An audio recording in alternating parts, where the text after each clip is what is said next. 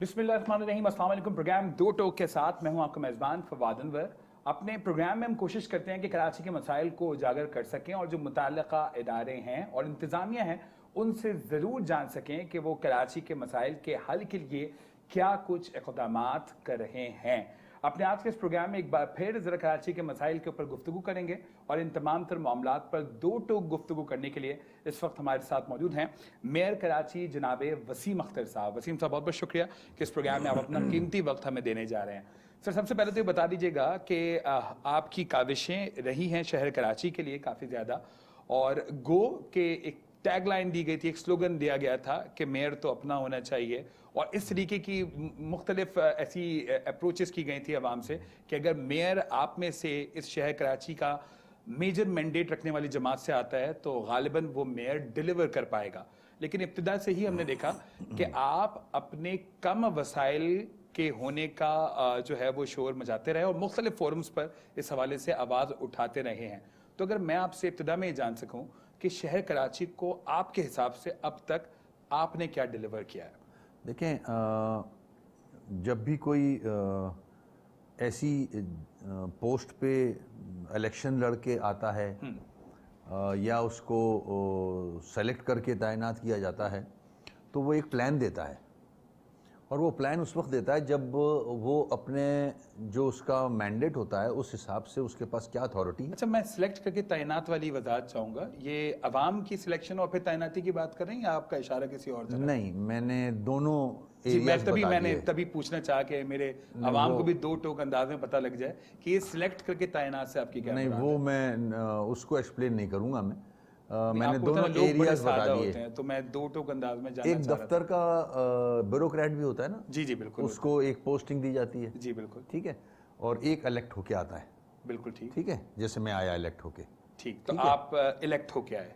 जाहिर है मैं बिल्कुल, इलेक्ट ये होके तो आया अब मैं अवाम के लिए पूछ रहा हूँ। हाँ, मैं इलेक्ट होके आया हूँ, मगर ऐसे लोग भी होते हैं मुख्तलिफ डिपार्टमेंट्स में जिनकी पोस्टिंग होती है। अच्छा, ठीक ठीक है, तो वो अपने मैंडेट के मुताबिक एक प्लान देते हैं। ठीक ठीक है, अगर मैं किसी डिपार्टमेंट में अफसर लगता आगे 20 ग्रेड का या 21 ग्रेड का, तो जाहिर है उसका जो बजट का अमाउंट होता है वो उसी हिसाब से आगे अपनी प्लानिंग करता है डिपार्टमेंट को बेहतर करने बिल्कुल के लिए। ठीक। ठीक है ना, उसको पता होता है इतने पैसे हैं मेरे पास, ये मेरी अथॉरिटी है। बिल्कुल ठीक। जब मैं इलेक्ट होके आया तो मैं अपना 100 डेज प्लान जो है वो उस तरह नहीं दे सकता था, क्योंकि मुझे पता था कि मेरे पास वसाइल तो है नहीं और ना मेरे पास वो इख्तियारात हैं जिनसे डायरेक्टली इफेक्ट होती है अवाम।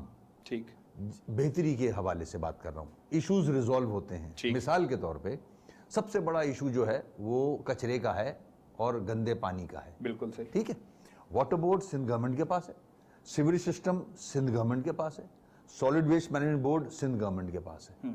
तो ये 3 एरियाज तो अलग हो जाते हैं जो डायरेक्टली अफेक्ट करते हैं एक कराचीआइट को, कि अगर ये 3 इशू रिजॉल्व हो जाएं तो कराचीआइट एक सुकून में आ जाएगा। बिल्कुल ठीक। ये तीनों फंक्शंस मेरे पास नहीं है। उसके बाद आ जाए ट्रांसपोर्ट पे, ट्रांसपोर्ट मेरे पास नहीं है।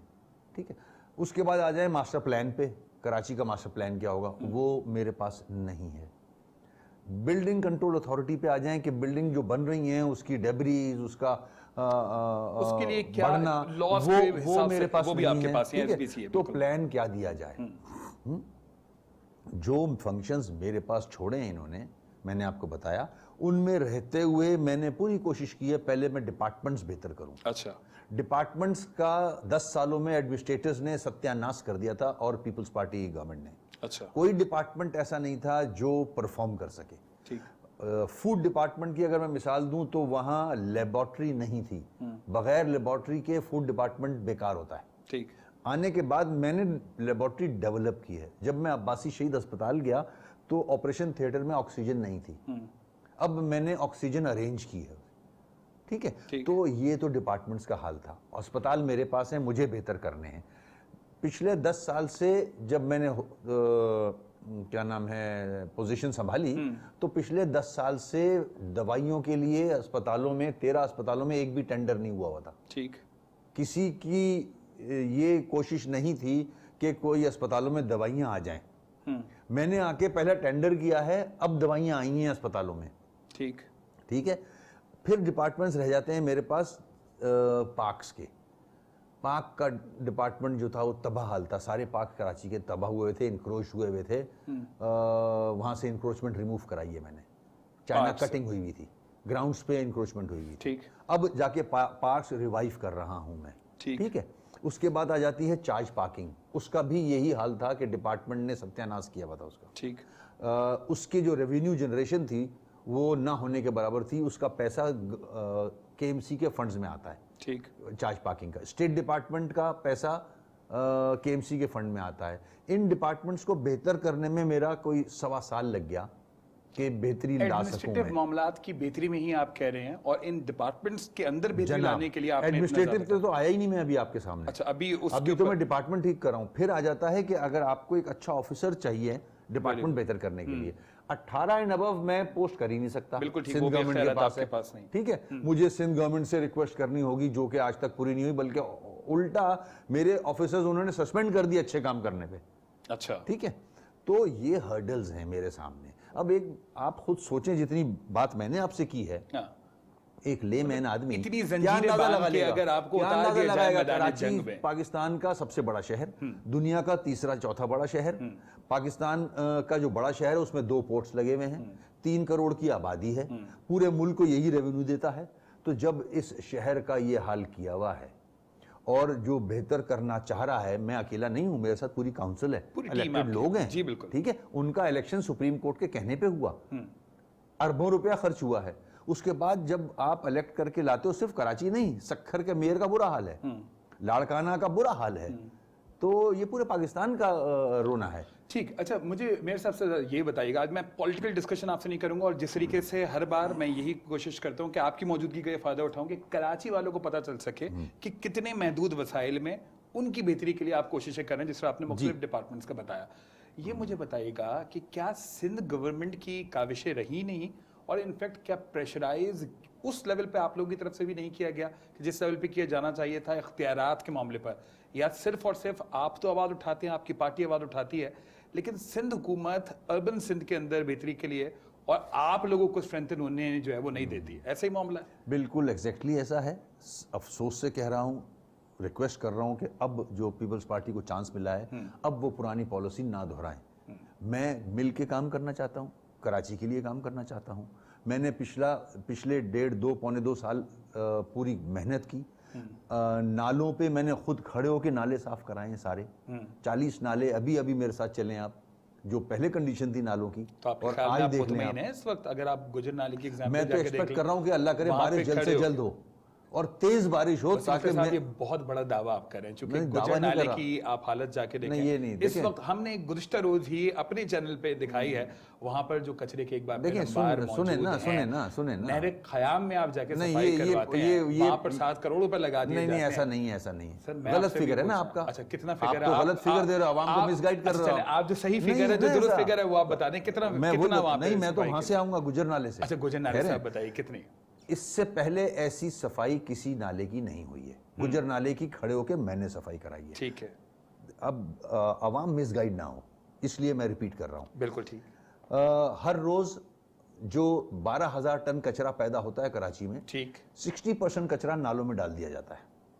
सही, ठीक है। मैंने वन टाइम क्लियर करा दिया नाला, 40 नाले मैंने खड़े होकर क्लियर कराए हैं। ठीक है, मैं जानता हूं, मेरे पास फुटेज मौजूद है, मैं ये सियासी स्टेटमेंट नहीं दे रहा। नहीं, बिल्कुल, मैंने आपसे कहा जो आप काम करते हो ऑन ग्राउंड वो हम भी देखते हैं, लोगों ने देखा है। बिल्कुल। अब अगर आप बाद में कैमरा ले जाओ और वहां कचरा, आज मैं भी दिखा, आज जिस वक्त हम बात करें, अगर मैं इस वक्त आज के बाद रात में कैमरा भेज देता हूं, या अगर आप बोलते हो कल सुबह में कैमरा भेज देता हूं, वही बता रहा हूं कि मैंने उस वक्त आपने सफाई करवा दी, लेकिन फिर दोबारा कचरा आ गया। अभी बकरा ईद की अलाइशें मौजूद थी नालों में, वो मैंने क्लियर करवाई फिर से, क्योंकि लोगों ने अलाइशें डाल दी और वो बह के गुजर नाले की एक जगह पे आके रुक गई और फंस गई। मैंने गाड़ियां भेज के क्लियर कराई। मेरा कहने का मतलब ये है, मैं सिंसियरिटी से काम करना चाह रहा हूं, कर रहा हूं। मैं ओन करता हूं इस शहर को, इस शहर ने मुझे वोट दे के मेयर बनाया है। मैं खड़े होके पैसा सही यूटिलाइज कराना चाह रहा हूं, करता हूं, मगर कचरे का department solid waste management board के पास है। उसकी जिम्मेदारी बनती है कि कचरा जो है उसका डिस्पोजल नालों में ना हो। इसमें मेरी क्या गलती है, मेरा क्या कसूर है? मैं हर रोज तो नाला साफ नहीं करा सकता। बिल्कुल ठीक। अगर मैं 24 घंटे मशीन लेके खड़ा रहूं कि कचरा अब आ रहा है, तो ये कोई बात नहीं, ये सोल्यूशन नहीं है। देखिए, पब्लिक को पता होना चाहिए ना कि हम कर क्या रहे हैं। हम सिंसेरिटी से काम कर रहे हैं। नाले साफ कराए, उसके बाद पार्क्स बेहतर करा लिए हैं। अभी गुंजाइश बाकी है पार्क्स में, इंशाल्लाह टाइम के साथ साथ और बेहतर होगा। उसके बाद आप इस बात को समझने की कोशिश कीजिएगा, वाटर बोर्ड मेरे पास नहीं है। बिल्कुल ठीक। सीवरेज उसके साथ अटैच्ड है, वो मेरे पास नहीं है। बहुत बड़ा काम सीवरेज का इस शहर में, तबाह हो चुकी है सीवरेज की जो इंफ्रास्ट्रक्चर है।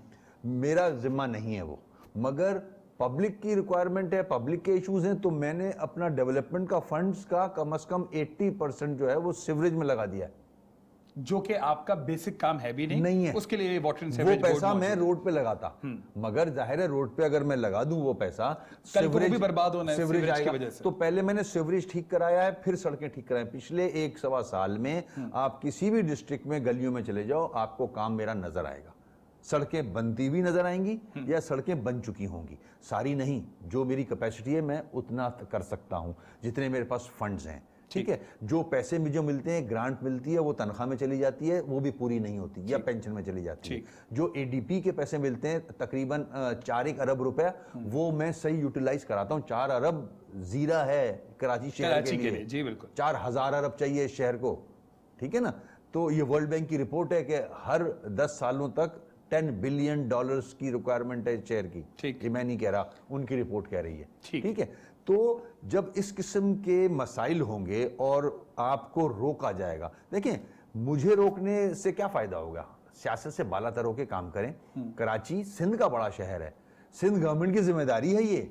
कराची डेवलप करेगा तो सिंध गवर्नमेंट के हेड पे एक फेदर आएगा कि सिंध गवर्नमेंट ने अच्छा काम किया। आप मुझे सियासी फायदा उठाने के लिए रोक रहे हो हर जगह।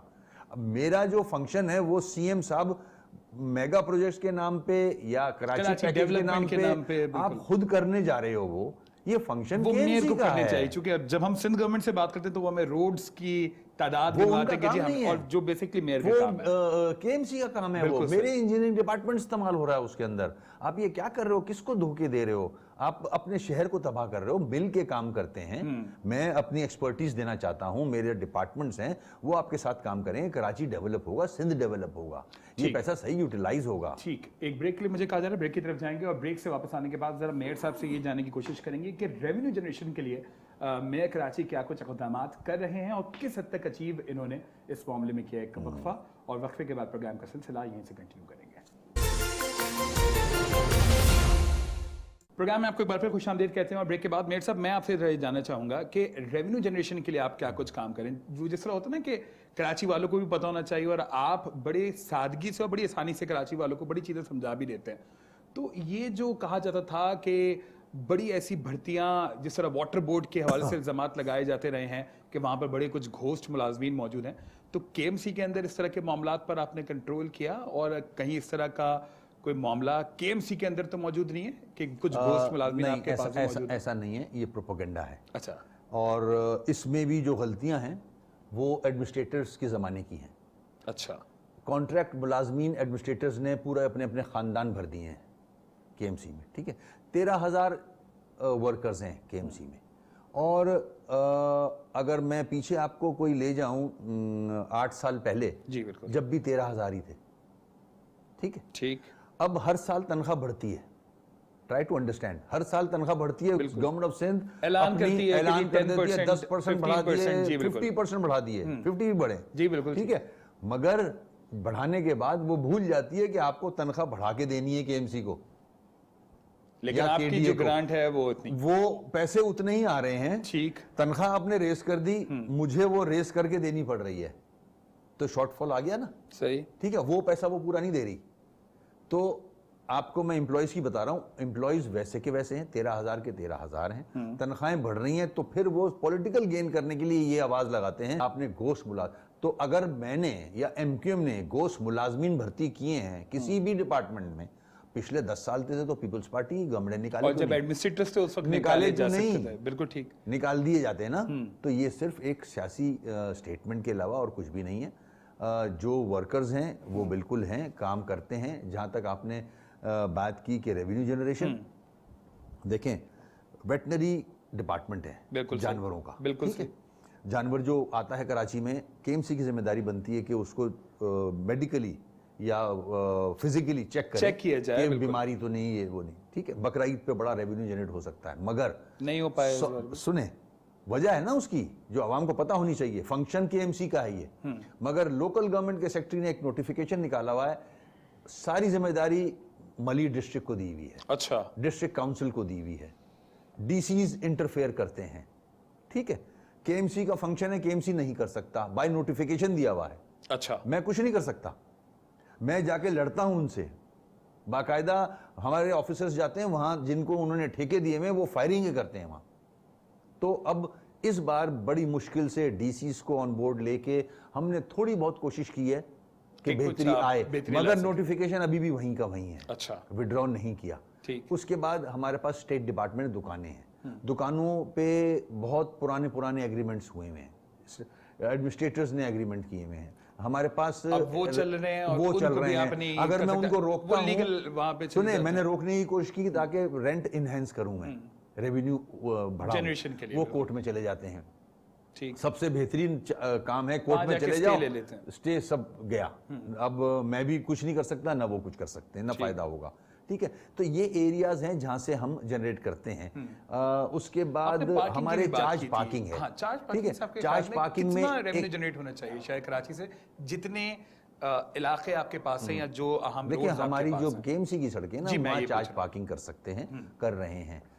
माजी में बहुत ज्यादा करप्शन थी, अब मैंने डकैतियां खत्म की हैं। अच्छा, डकैतियां आपने, चोरियां अभी भी हैं, बिल्कुल, ठीक है, ये बड़ी अच्छी चोरियां अभी भी हैं, मगर आहिस्ता आहिस्ता टाइम लगेगा इंशाल्लाह। प्रोपेगेंडा किया जाता है कि चार्ज पार्किंग के हवाले से भी मखसूस कुछ लोग हैं जिनके पास इस तरह के थे, ऐसा काम था, ठेके दे दिए गए या उनको सबलेट कर दिया ऐसा है।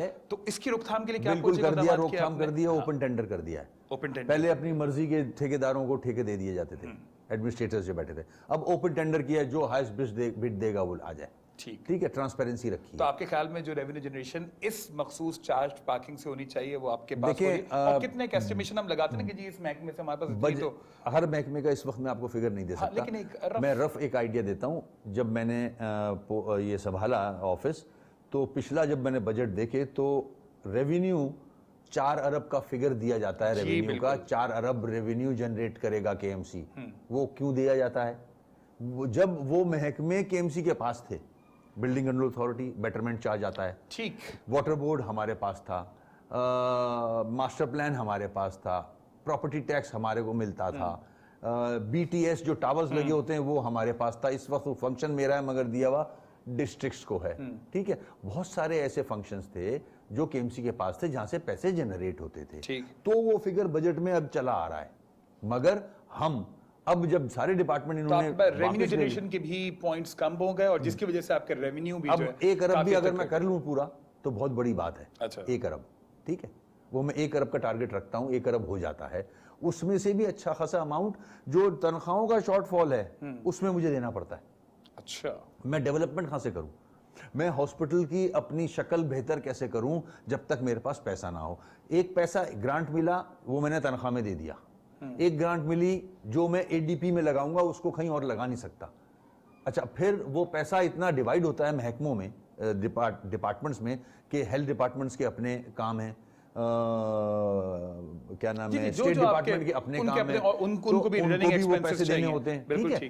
तो हैंड टू माउथ वाला हिसाब जो होता है, तो उसमें जितने कम वसाइल में आप जितना बेहतर कर पा रहे हैं, आप ये मैं वो कर रहा हूं। तो ग्राउंड पे आपको नजर आएगा। रेवेन्यू जनरेशन में ही एमयूसीटी का भी एक निहायत ही अहम रोल है। आपको लगता है कि लोग भी अपनी जिम्मेदारी समझते ये देते हैं कि जी अगर हम चाहते हैं कि हमारे आगे सफाई हो, हमारे लाइट्स जलें, तो हम पैसे भी देना। फिर करप्ट गवर्नमेंट्स जो माजी में रही हैं, करप्ट गवर्नमेंट, उन्होंने पूरी प्रैक्टिस और सिस्टम करप्ट कर दिया है। अच्छा, अब एक जो टैक्स पेयर है वो भी इस तरह आता है कि रिश्वत तो दे देता है वो, लेकिन लाखों रुपया, लेकिन वो जो प्रॉपर टैक्स है वो नहीं देता। सही, ठीक है।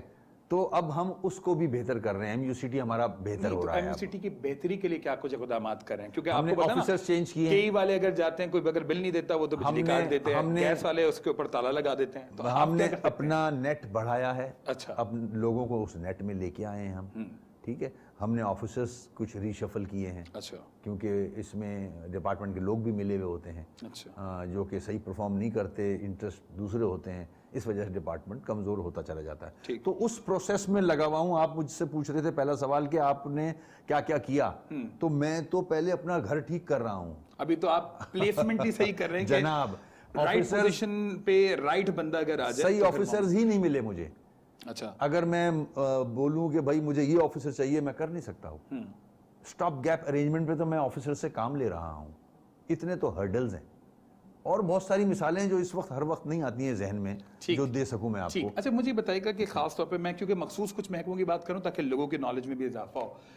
फायर ब्रिगेड के बारे में काफ़ी ज़्यादा सवालात उठाए जाते रहे हैं, और शहर कराची, आप बार बार मुख्तलिफ मौक़ों पे कराची की आबादी के हवाले से मुख्तलिफ स्टेटमेंट्स आते हैं कि जी कराची की आबादी लगभग 3 करोड़ को टच कर चुकी है। तो ऐसे में जो नाकाफ़ी फायर एक्सटिंग्विशिंग सिस्टम है, इसकी बेहतरी के लिए क्या कुछ इक़दाम कर रहे हैं, और रेस्क्यू के लिए कुछ बेहतरी आप कर रहे हैं या कोशिश और काविशें कर रहे हैं? देखिए, फायर डिपार्टमेंट बदकिस्मती से बहुत इम्पोर्टेंट डिपार्टमेंट होता है हर जगह का। अगर दूसरे मुल्कों के बड़े शहर देख लें तो ज़्यादा एम्फेसिस, ज़्यादा तवज्जो फायर डिपार्टमेंट दी जाती है। आग लग जाए तो जान भी ज़ाया होती है और माल भी ज़ाया होता है। बहुत इंपॉर्टेंट महकमा है ये। मगर बदकिस्मती हमारे यहाँ जब मैं आया तो 6 फायर टेंडर थे। ठीक। स्नार्कल्स ख़राब पड़ी थी। आने के बाद स्नार्कल्स ठीक कराई हैं, फायर टेंडर ठीक कराए हैं। अब तकरीबन हमारी स्ट्रेंथ चली गई है कोई अबाउट 30 से ऊपर चली गई है हमारी स्ट्रेंथ। 31 फंक्शनल आप बता रहे हैं, फायर टेंडर।